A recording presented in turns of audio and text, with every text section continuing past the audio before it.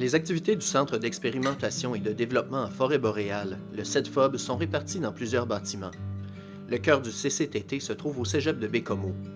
On y retrouve l'administration, les bureaux, du matériel de chimie ainsi qu'un laboratoire en entomologie. Les locaux situés au cégep servent aussi de point de ralliement pour les différentes équipes de terrain qui sont déployées dans les projets de foresterie, de petits fruits ou à nos bâtiments de Pointe-aux-Outardes à une vingtaine de kilomètres.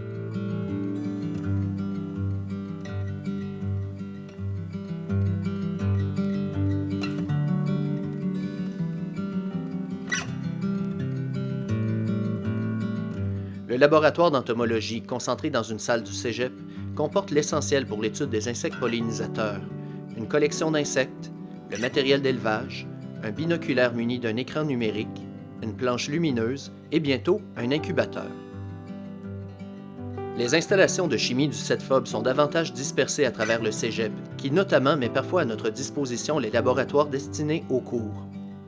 2 alambics servant aux extractions aromatiques et à la confection de gin sont installés dans la cuisine de l'établissement.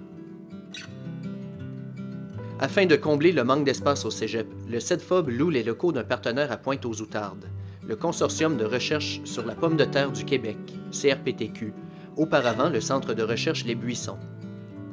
Sur place, nous avons accès à un archidôme pour l'entreposage, à un atelier-garage comportant 2 pièces de rangement et des aires de travail, ainsi qu'à un bâtiment qui abrite notre laboratoire de micropropagation.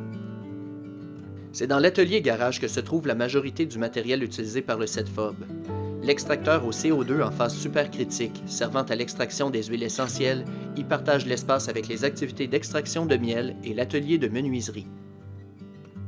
En ce qui concerne le bâtiment principal, on y retrouve en plus du laboratoire, une salle pour l'adaptation ex vitro des plantules, une pièce pour les manipulations en milieu stérile, ainsi qu'une chambre de croissance servant pour différents végétaux visés par nos projets.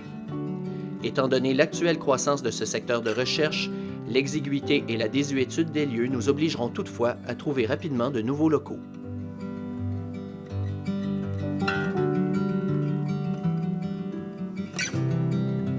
Le volet des petits fruits regroupe plusieurs projets portant sur divers produits forestiers non ligneux ayant un bon potentiel pour l'agriculture de la Côte-Nord.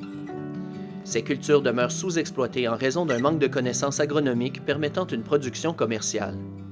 Le but ultime est donc d'améliorer les rendements fruitiers en développant des régies de production biologique efficaces, ce qui permettra le développement de cultures émergentes en régions éloignées dans une perspective de diversification économique. Ces régies impliquent notamment la multiplication végétale in vitro et une pollinisation nordique efficace.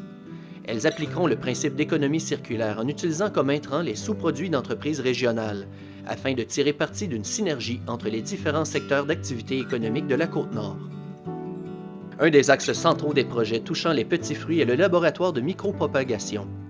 Depuis sa création en 2014, il ne cesse de s'agrandir et sa production ne cesse d'augmenter. Les plants qui sont produits au laboratoire du CEDFOB sont notamment l'érel vigne d'Ida, le noisetier, la chicoutée et l'argousier. S'ajouteront bientôt la camarine noire et la ronce arctique.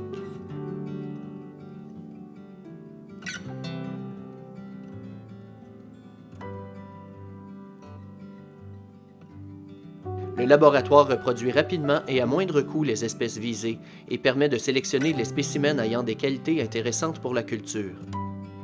De plus, l'équipe expérimente différents procédés afin de simplifier et rendre plus abordable ce type de production. La chicoutée est l'une des plantes phares du laboratoire.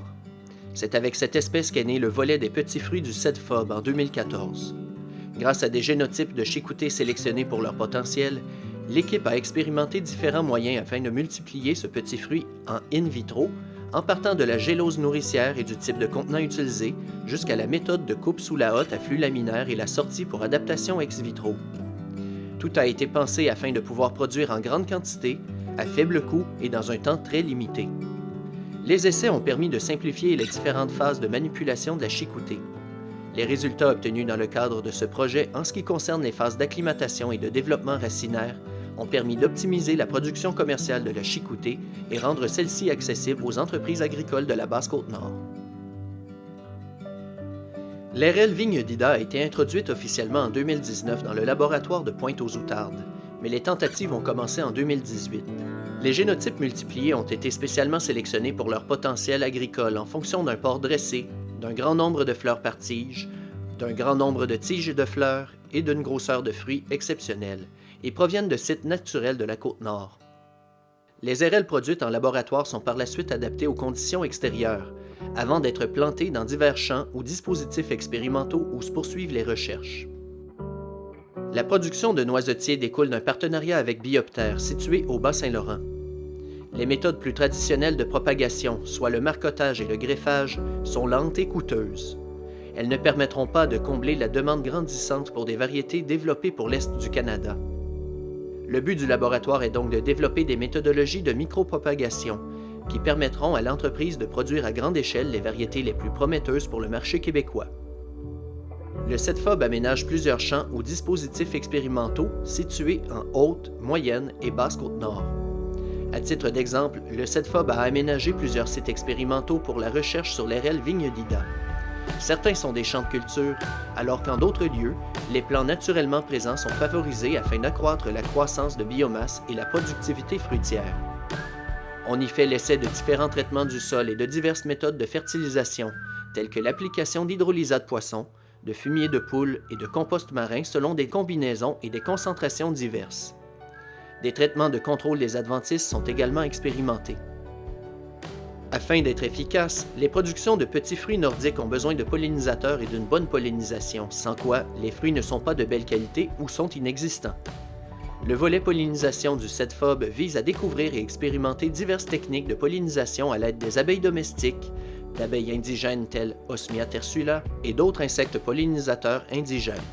De plus, le CETFOB travaille à développer une régie apicole adaptée à la Côte-Nord puisque les régies actuelles ne sont pas adaptées. Le CETFOB dispose de plusieurs ruchers répartis sur la Côte-Nord chez divers partenaires. Les abeilles proviennent du Centre de recherche en sciences animales à Deschambault, le CRESAD, réputé pour la génétique de ces abeilles bien adaptées au froid. Le CETFOB effectue un suivi sur des abeilles de différentes lignées et de génétiques différentes afin de déterminer celles qui seraient le mieux adaptées au climat. La gestion des ruches a été réalisée selon le guide de conduite d'un rucher nordique québécois produit antérieurement par Nicolas Tremblay, expert en apiculture nordique du CRESAD, et Ève-Catherine Desjardins, chercheuse du CETFOB. Les ruchers ont notamment permis de réaliser une étude sur l'importance de la pollinisation des fleurs de l'RL et sur les principaux groupes de pollinisateurs impliqués. Les recherches du CETFOB ont permis l'identification, la détermination de l'efficacité de pollinisation et le développement de techniques d'élevage d'une abeille pollinisatrice indigène d'intérêt supérieur pour les cultures fruitières de la Côte-Nord, Osmia tersula. La mise en place de nichoirs pour les osmies sur des sites où cette abeille se trouve naturellement permet de récupérer des cellules en développement qui serviront à peaufiner les techniques d'élevage appliquées dans le présent projet. À l'automne, les cellules sont récupérées dans les nichoirs, désinfectées, triées, puis placées en chambre réfrigérée selon le protocole existant du CETFOB. En collaboration avec la communauté autochtone de Pessamit, le CETFOB effectue des recherches sur les impacts du réchauffement climatique sur des petits fruits traditionnellement consommés par les communautés Innu de la Côte-Nord. Des stations météo sont installées à proximité de dispositifs permettant l'observation des stades phénologiques afin de croiser les données recueillies sur le vaste territoire du Nitassinan de Pessamit. Le volet de valorisation des sous-produits cherche à mettre en valeur les coproduits des entreprises forestières, des industries de transformation des petits fruits nordiques et des usines de transformation des produits marins sur la Côte-Nord de manière à optimiser l'exploitation des ressources, réduire l'enfouissement des résidus organiques et développer des produits à valeur ajoutée. Le CETFOB accompagne les entreprises telles que Bionic Compost Marin et Forestier et Transformation des métaux du Nord dans l'innovation et la diversification de leurs activités, afin de permettre aux entreprises de demeurer compétitives et créer des emplois en région.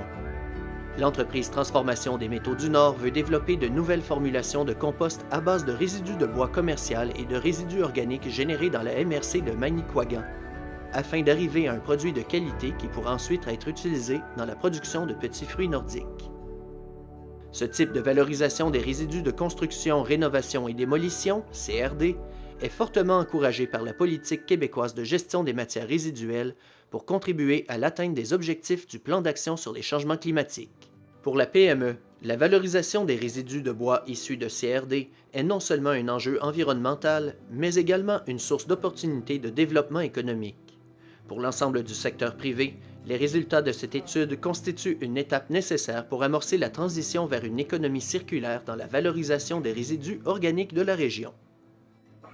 Certaines entreprises, telles que la Coopérative de solidarité des bioproduits ou les Canneberges de la Côte-Nord, tentent de diversifier leurs activités afin de créer des emplois durables dans la région.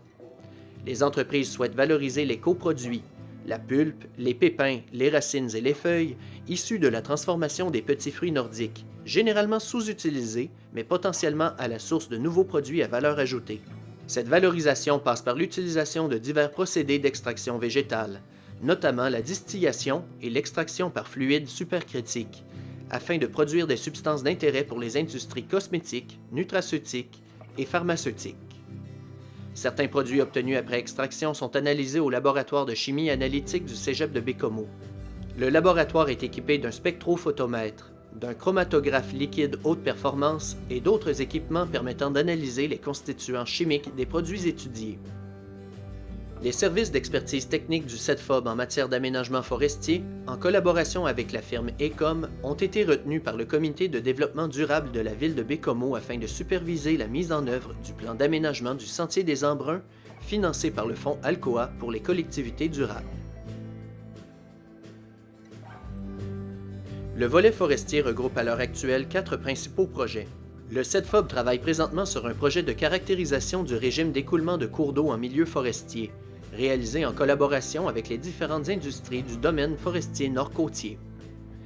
L'objectif du projet est d'utiliser les données du lidar aéroporté pour raffiner la cartographie des cours d'eau en forêt et pour caractériser leur régime d'écoulement sur l'ensemble de la forêt commerciale de la Côte-Nord.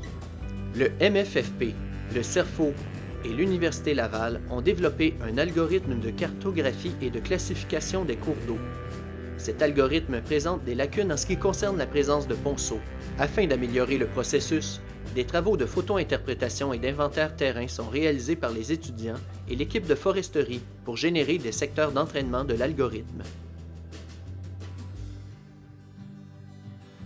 Le CEDFOB participe à la réalisation d'un mandat du MFFP visant à évaluer la possibilité d'utiliser l'imagerie hyperspectrale pour la classification de la sévérité des feux de forêt, une opération actuellement réalisée au moyen de la photo-interprétation, mais pouvant être raffinée et automatisée. Ce projet pilote est réalisé par 3 CCTT.